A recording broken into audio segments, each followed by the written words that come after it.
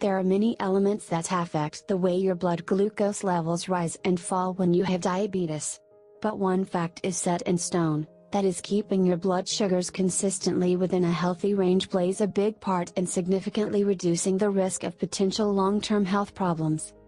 Here are a few results and guidelines from studies carried out by the Diabetes Control and Complications Trial, DCCT, in Type 1 diabetes and the UK Prospective Diabetes Study, UCT, in people with Type 2 diabetes.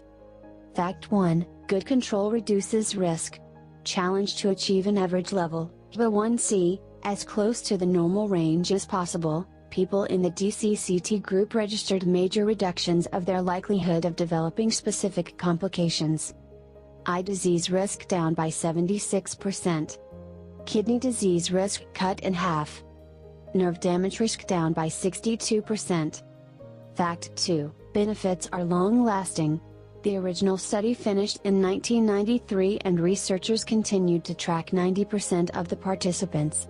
They found their intensive blood glucose control had also reduced the risk of any cardiovascular related problems by 42%. Chances of non-fatal heart attack, stroke or death by 57%. Fact 3, small changes make a difference.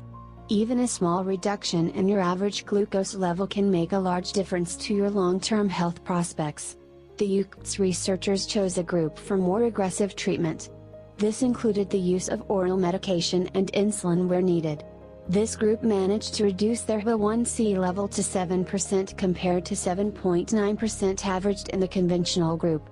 This small difference translated into a huge 25% reduction in the risk of circulatory damage, which would have led to eye, kidney or nerve disease. People with this group were 12% less likely to develop any diabetes-related complications, and 10% less likely to die from similar causes. Fact 4. The lower the level the better. These findings allowed researchers to estimate that if you cut your HbA1c by just 1 percentage point, you can reduce your risk of damage to small blood vessels critical to eye health, kidneys, nerves and blood circulation, by 35%. Your likelihood of dying from diabetes-related causes by 25%. And dying from a heart attack by 18%. And if your HbA1c is above the normal range, researchers say the more you reduce it, the more positive the impact on your health.